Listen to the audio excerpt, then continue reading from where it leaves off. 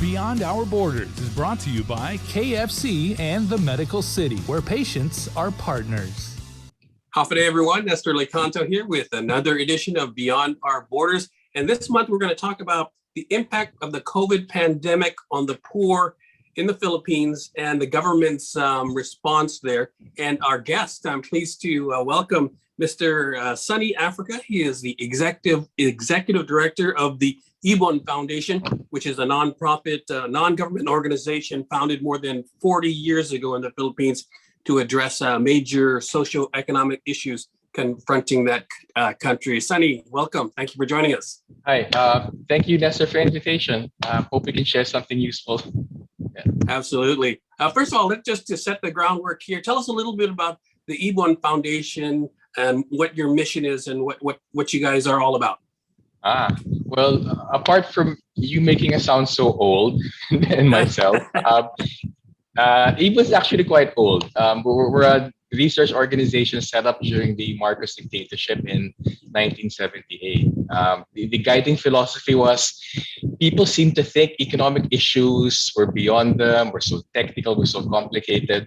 So the driving philosophy of IBON is to explain to people, guys, the economy is straightforward. It has everything to do with your life. So from the very beginning, we've tried very hard to make people understand how the economy works, how it's being used to benefit just a few people systematically, and of course, what to do to be able to fix it. So basically sounds so long. I haven't been there for the record all that time, but basically for over 40 years now, IBON's been trying to sort of work with social movements, work with mass media, work with universities to really popularize economics and sort of take away all the mystique and opaqueness of the discipline. Yeah, at the top of the show, as I mentioned, we wanted to bring you on to talk a little bit about how the pandemic has impacted the urban poor, and I think that's one of the issues that IBON has been following very closely. Tell us about that. What has been the impact? Well, of course, the overriding problem with the pandemic response is the COVID still spreading, and the government is still not taking the required public health measures. I mean, it's been so long, like 19 months now, and people keep saying you have to test, you have to trace, you have to quarantine rationally, you have to isolate. But through sheer repetition, people have been numb to the idea that the government actually isn't doing everything it can. So the biggest problem, I think, with the pandemic and the impact on the poor is that the government is over-relying on lockdowns to contain the pandemic because it's refusing to spend on necessarily expensive testing, tracing, supporting quarantining, because it's not spending for the public health measures. It's over-relying on the lockdowns, and lockdowns hit livelihoods. And that's such a huge problem in the Philippines because if you have a very poor population, especially a poor population relying on contact-based service work, we have to interact with people. If you're locking down people or scaring them from going out to work or scaring them from going out to spend, that really hits the livelihoods of Filipinos. And in the current situation, the biggest problem is that we're still waiting for vaccinations, which are forever incoming. It's very, very slow. So with this weird and irrational, it's either you vaccinate fully or you open up the economy fully, missing that public health measure, the biggest impact actually, apart from, of course, those getting sick and the percentage dying, people's livelihoods have collapsed. And that's really, really awful because people who are poor to begin with, if you crimp their incomes for 19 months, they're going to draw down on their savings if they had any. And once those savings are drawn down, they're living on a day-to-day basis. And I think that's something we really want to stress in IBON, and we're really wondering whether the government refuses to accept it. Out of that, about 25 million Filipino families right now, about 17 to 18 million families don't have any savings anymore. Wow. Meaning they're really living on a day-to-day basis. And among those worst hit, of course, are the urban poor. So they're doubly hit. Their livelihoods are down. Well, they never had any savings to begin with, but now they can't even go out to actually earn anything because even those who have money aren't going out because they're worried to be spending. So this is really awful vicious cycle of families being dragged down further into poverty, especially the urban poor. I think that's an underreported thing. And I forgot, some head of Sony, I think, said, the 1940s, if you can't count it, you don't care about it. The government, to this day, we've been asking formally, they're not even breaking down cases by income class or cases um, uh, by income group, even urban settings. So of course, urban settings are the most congested. The biggest cases of COVID are in the National Capital Region, the neighboring urban areas of Central Luzon and Southern Tagalog, and of course, Davao and Cebu City. But that's an urban population with huge discrepancies within. And the government isn't even bothering to discriminate between how many urban poor are being hit versus middle and upper class families, which actually have the buffer to make up for any loss in livelihoods. They have the money to pay for health care, and they're actually also healthier to begin with and more able to deal with the virus. So even that's such a good question. You should be asking the government, give us a specific information how the urban poor in particular are worst hit in terms of the health situation. They can give a decent answer to that. When making the new Kentucky Fried Chicken sandwich, people asked how I felt about burger places selling fried chicken. I'd say that's none of my business, just like making fried chicken is none of theirs. Get the new Kentucky Fried Chicken sandwich. It's finger-licking good. Beyond Our Borders is brought to you by KFC and the Medical City, where patients are partners. Yeah. Tell us about your position with regard to government assistance to the poor. Has that been rolled out very effectively or not? Okay. Everyone around the world, every country gave out huge cash assistance when the pandemic hit because everyone locked down their economies. The Philippine government had a burst of emergency cash assistance given to the worst, more or less 18 million families when the pandemic hit. But that was March, April, May, June last year. Since then, the lockdowns continued, livelihoods haven't been restored, incomes and savings are down, but they've only been very localized spurts of aid ever since. So now they keep on harping about, actually, to be fair, it was quite a lot, about 250, 300 billion pesos worth of different kinds of cash and relief assistance last year. But that was just last year. That was used up in a couple of weeks, in a month at most. And then as the pandemic proceeded, the economic managers, they said, yeah, we know people are needy, but our credit worthiness matters. We have to protect our credit ratings. So they've been refusing to spend, and basically the burden of adjusting to the pandemic and the government-induced lockdown-driven crisis is being placed on the poor. And for us, that's the worst thing because the government has to take responsibility. It's the only entity with the resources to do that. Corporations try to help out, but they gave at most, I think, 25 billion pesos in aid last year. Corporate social responsibility sort of faded because they're also having their own problems as the pandemic progressed. Community pantries, if you've heard about, people would want to give. At some point, there are about 50 to 60,000 community pantries nationwide. But at the end of the day, with 110 million population, with about 80% of them not even earning 125, 150 pesos a day, there's not going to be enough money to go around from the private sector to support that. You have to have the government, with the only entity with the resources, to step in to supplement, to fix basically the collapse in livelihoods of people. So we're very, very disappointed by the government's attitude to say that they have no money for cash assistance. On the other hand, they have money to increase spending on the military. They have money for this huge overblown infrastructure program whose benefits won't be felt and that aren't as urgent right now. It has huge money for debt servicing. The Philippines is the biggest borrower from the World Bank. We're wondering, why not? Bright idea. Instead of borrowing more, ask your creditors, can you sort of not pay for maybe 2 to 3 years because of urgent needs? But they didn't do that. Instead, from the development agencies, they borrowed more, and they are going to end up paying more as well. And it's going to be a net drain on the government's resources. It's just, I'm sorry, I'm rambling, but it's so hugely mismanaged, and it's so frustrating. There's no end in sight.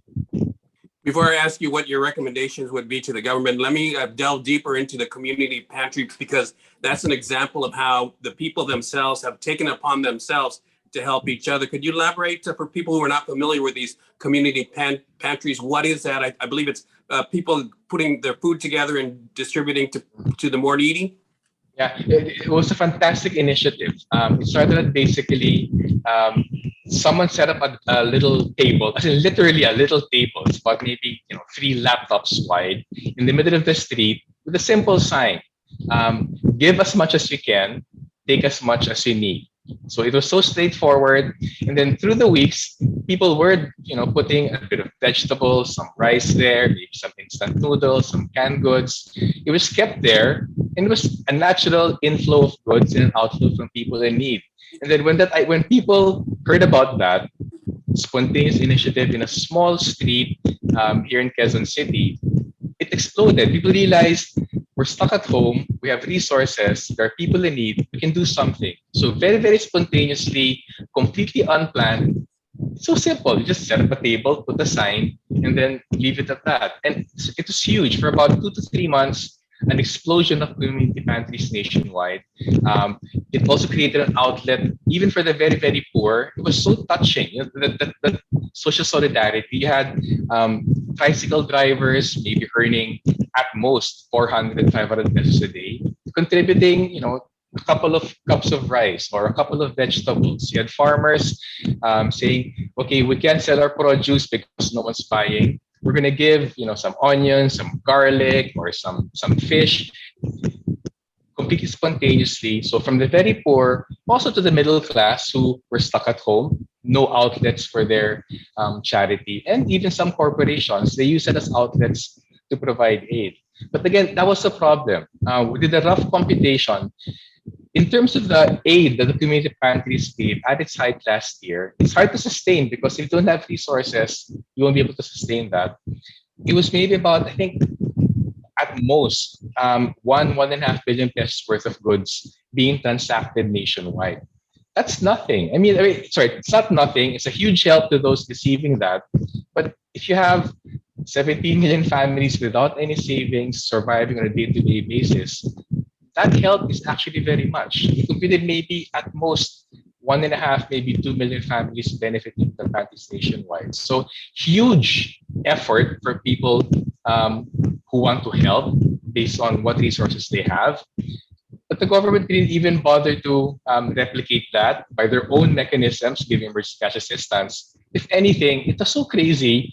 When the community pantries exploded, they accused it of being a communist plot as part of this whole subversive indoctrination of people, because that was actually a Marxist tagline, to give to each according to ability, to each according to need. That was basically what the community pantry tagline was: give what you can, take what you need. Because that sounded so communist leftist to them, the community pantries, a spontaneous effort, became a communist plot. The spokesperson of the anti-communist task force vilified community pantries. But worst thing, at the end, the government didn't take its lead from what the people were doing. The people were giving what they could, but the government wasn't giving what it could. It was still refusing to give emergency cash assistance. When making the new Kentucky Fried Chicken sandwich, people asked how I felt about burger places selling fried chicken. I'd say that's none of my business. Just like making fried chicken is none of theirs. Get the new Kentucky Fried Chicken sandwich. It's finger-licking good. Beyond Our Borders is brought to you by KFC and the Medical City, where patients are partners. If I heard you correctly earlier, you were describing a government with a very misdirected sense of priorities. So what are IBON's recommendations for what the government really needs to do? Ah, we're starting from, I think, some straightforward premises. The government has a responsibility to take care of the neediest in the country. Secondly, the government has the most resources to help take care of the neediest in the whole country. Last premise, the needy are in huge need right now in terms of the pandemic. So very straightforward premises. Our proposal is for the government to give help to the needy. Three important things that can be done: give cash assistance. This is not a waste of money. I mean, the economic managers keep saying that we can't afford it. It's going to worsen our debt and deficits. Our credit ratings are going to collapse. But you're going to wonder, if you had that good credit rating to begin with, if you had that so-called fiscal ammunition, the time to use it is when there's a war to be fought. There is a war to be fought right now. It's not going to be spared for some future battle by which time everyone's dead. So for us, super, super important, give cash assistance to needy Filipinos. Of course, that will put a dent on deficits that increase the compulsion to raise resources, but it helps people. That's what the government is about.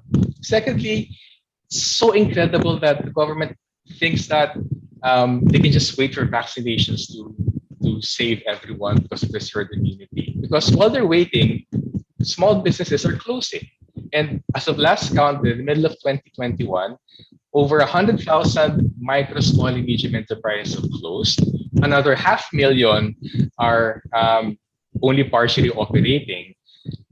And they're not going to reopen if no one's buying this stuff and people are scared to go out in a consumption-driven economy. So second, give support to small businesses. Big firms don't need help. They have loads of cash. They're going to be eating up their competitors who are closing down.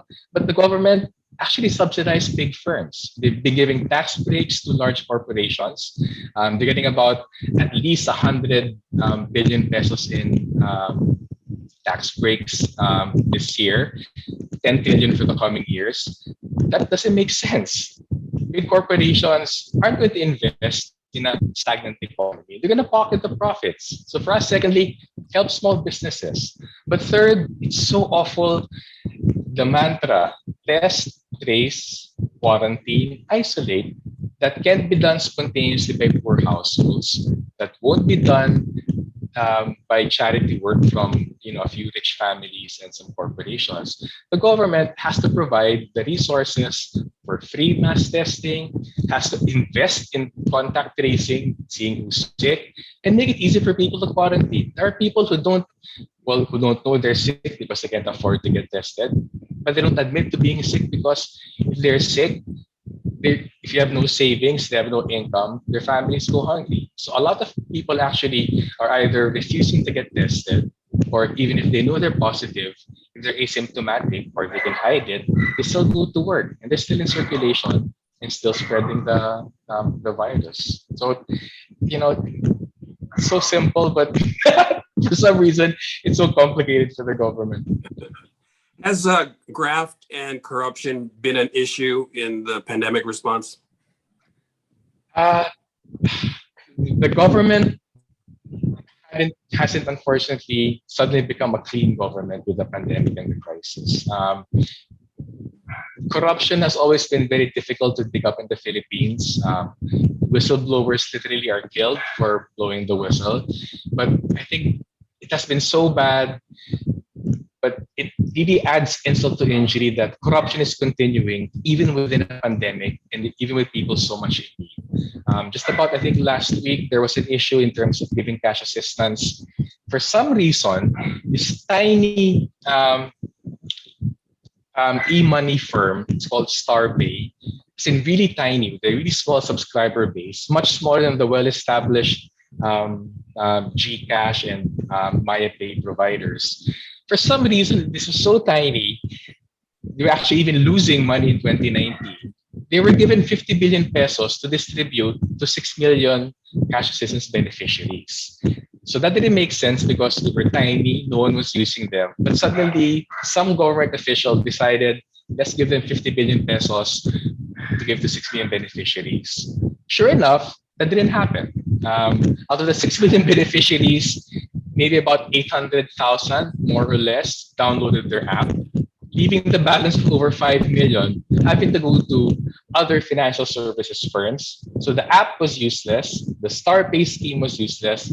They had to go to established financial service providers, which had to charge 50 peso service charge on that. So we're kind of wondering now, why the decision to begin with? We're also wondering, who are these financial service providers who ended up being the ones giving out the cash assistance in the end. So some funny business happening there. But the thing with the corrupt, they can't, there are limitations to their corruption. They couldn't even steal or use all of it. In the end, out of 50 billion in aid, I think 8 billion had to be returned. So, in every step of the way, a lot of weird things happening. And this is just the latest about corruption, because again, I'm sure you've heard about a month ago, there was this another very tiny medical supplies firm, Pharmaly, close to the president through his favored economic advisor, this guy called Michael Yang. Super tiny firm suddenly got 11 billion pesos in contracts, which ended up being overpriced, ended up with supplies getting expired. So again, super kind of weird monkey business. A tiny firm with about 600,000 pesos in capitalization, no track record in big imports, suddenly gets 11 billion pesos in contracts on the say-so of someone nearby. So again, and the worst thing is, people are in need. I mean, emergency cash assistance should be given. Health workers needed their personal protective equipment, but to be using these kinds of shady firms, you know something's happening. Something that shouldn't be happening is happening. When making the new Kentucky Fried Chicken sandwich, people asked how I felt about burger places selling fried chicken. I'd say that's none of my business. Just like making fried chicken is none of theirs. Get the new Kentucky Fried Chicken sandwich. It's finger-licking good. Beyond Our Borders is brought to you by KFC and the Medical City, where patients are partners. So, Sonny, is there light at the end of the tunnel? Because so many of the Guamanians and Filipino Guamanians here would like to go back and visit Philippines, but it's been pretty much closed off except for a few exceptions. Is there light at the end of the tunnel? There always has to be. Otherwise, it'd be so hard to get through the days. I think from our perspective, the light is people are fed up. I mean, people are realizing there's a problem. We just need to get informed. These recent corruption cases, I think, are quite important to reveal problems with the administration that has sort of always projected itself as, we're harsh, but we love the country and we're doing this for the people. So I think the bubbling to the surface of corruption, of course, as elections go near, I think that's useful because it informs people about the character of the administration. And that sparks the light for us, because it's quite clear when people see misdeeds happening, people take action. And you can take action in various ways. You can protest right now. You can pressure your government officials right now. But fortunately, we also have the elections coming up next year. So I think the more information we get about the character of the government's shady contracts and their pandemic response in general, of not really spending or doing all that they can to help the people, I think that will really frame how people go to the polling stations in May next year. And for us, it's a spark right now, because there's a lot of things can happen with elections, electoral fraud, of course, the manipulation of voters. But that's a light because there's a limit to disinformation. We have to have faith. We do have faith with enough facts among the people. People will take the correct action and correct all these misdeeds of the current administration. Yeah, and since you brought it up in my final question, what will be the biggest challenges for the new president of the Philippines? Fixing the economy. The economy was broken actually even before the pandemic. Despite all of propaganda, the economy was slowing for each of the 3 years of the administration, even before the pandemic. So I think that has to be clear. Even before the pandemic, slow economic growth for 3 years, the lowest job generation in the post-Marcos era, that needed to be fixed before the pandemic. The pandemic response just made it worse. It ruined livelihoods, it increased unemployment, it made businesses close. The next administration has to pick up the pieces. But again, our hope is with the right political choice, the government has huge authority, huge resources. It just has to choose who to be helping. Do you help big firms instead of the smaller firms? Do you help wealthy families or the poorer families? With the right political choice, the government can, it's not going to be easy, but it can start to fix things with that next year. And narrowing that wealth gap, do you think that is probably the most critical point? That won't be something that just this next administration can fix, but I think that's a huge problem. I don't know if many people know this. There may be about, we're a population of 110 million, maybe 25 million Filipino families. There are 3,000 billionaires in the country, meaning they have 1 billion pesos or more. The richest, of course, have about 800, 900 billion pesos. The Marcoses might have over 1 trillion pesos in ill-gotten wealth that isn't reported because it's not legal, so it doesn't come out in the Forbes lists. But inequality is a huge problem. Just to go full circle to where we started out. Before the pandemic, half of the population was living on 22,000 pesos a month or less. Maybe 7 out of 10 of the population was living on about 40,000 pesos or less a month. So if you're talking about 70 to 80% of the population, less than 40,000 pesos a month, the poorest may be earning 7, 8, 9, 10,000. On the other hand, you have families at the very top of the scale earning 15, 16, 17 million pesos a month. That's huge inequality. And just, to stress how difficult the problem is, these are the families determining who we choose our leaders from in the May 2022 elections. If you need 3 to 5 billion pesos to run for president, $1 billion for vice president, $500,000 pesos for senator, maybe Manny Pacquiao can pay for that out of his pocket. Most candidates will be sourcing money from these families and their corporations. So I think our strategic challenge is we have to fix our political undemocracy, which is actually rooted in economic undemocracy. But the way to fix our economic undemocracy is with the more democratic politics. So how do we break that vicious cycle? I think that's a long-term challenge. And what IBON has always stood for, elections with good leaders can make a dent in that. But to really shake it up, you have to build democracy on a day-to-day basis, even after elections. Building our community efforts, building solidarity among the working people, efforts at the community pantries, realizing economic quick fixes have a limitation. We need a big political fix. And the big political fix comes from everyone who's poor, who's been marginalized, been oppressed, been used by elites for so long through the elections. If we all get together, we can fix things. And that's the light. It's a very long tunnel, but that light is there, and we're guaranteed we're gonna get there. It's gonna take time. I'm still young. I'm gonna see that light, but we're gonna get there. Thank you, Sonny. Unfortunately, we're out of time. Thank you so much. A great conversation. Appreciate it. Okay, thank you. Sorry for rambling. No worries. Great stuff. Sonny Africa is the executive director of the IBON Foundation. Thank you for joining us. I'm Nestor Licanto. That's it for this edition of Beyond Our Borders. We'll see you again next month. Beyond Our Borders is brought to you by KFC and the Medical City, where patients are partners.